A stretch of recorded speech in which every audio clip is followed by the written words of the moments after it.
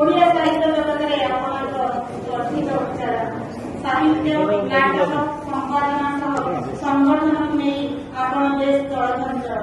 ଆକାଶବାଣୀ କଟକରୁ ଆପଣ ସେବା ନେତୃତ୍ୱ ହେବା ପରେ ଆଉ ପଛକୁ ଫେରି ଯାଇନାହାନ୍ତି। ମଞ୍ଚ ନିର୍ଦ୍ଦେଶକ, ସ୍ତମ୍ଭକାର, ସମ୍ପାଦକ, ଭାଷା ସାହିତ୍ୟ ପ୍ରେମୀ ଓ ସଂସ୍କୃତିକୁ ଭଲ ପାଇବା ମଣିଷ। ଆକାଶବାଣୀରେ କାର୍ଯ୍ୟରତ ସମୟରେ ଆଦିବାସୀ ଓ ଜନଜାତିଙ୍କ ସଂସ୍କୃତିକୁ ଅନୁଧ୍ୟାନପୂର୍ବକ ଲୋକଲୋଚନକୁ ଆଣିବାରେ ଆପଣଙ୍କ ପ୍ରୟାସ ଓ ଅବଦାନ ଅନସ୍ୱୀକାର୍ଯ୍ୟ। ଆଦିବାସୀ ଜୀବନ ଉପରେ ଆଧାରିତ ପୁସ୍ତକ ଲେସିଆ ନାଟକ କେନ୍ଦ୍ରୀୟ ସ୍ୱୀକୃତି ପାଇ ହିନ୍ଦୀ ଭାଷାରେ ଅନୁଦିତ ହୋଇଥିଲା, ଯାହା ଆପଣଙ୍କୁ ଜାତୀୟ ସ୍ତରରେ ଖୁବ୍ ପରିଚୟ ଦେଇଥିଲା।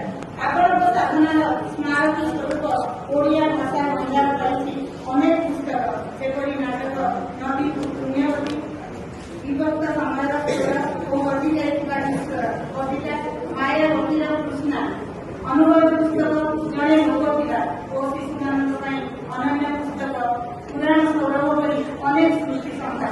ଆପଣଙ୍କ ହିନ୍ଦୀ ନାଟକ ଏକ କୋଚ୍ ମୁମ୍ବାଇ ବିବିଧ ଭାରତୀ କେନ୍ଦ୍ରରୁ ପ୍ରସାରିତ ହୋଇ ବହୁଳ